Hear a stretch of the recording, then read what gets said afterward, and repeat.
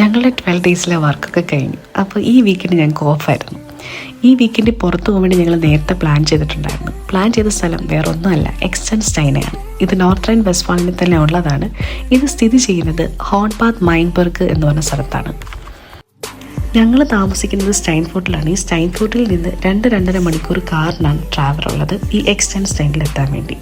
ഇവിടെ കാണാൻ എന്താണ് ഉള്ളതെന്ന് ചോദിച്ചു കഴിഞ്ഞാൽ സാൻഡ്സ്റ്റോൺ റോക്കിൻ്റെ ഫോർമേഷനാണുള്ളത്. ഇതും ഒരു ടൂറിസ്റ്റ് അട്രാക്റ്റഡ് ആയിട്ടുള്ള ഒരു പ്ലേസാണ്.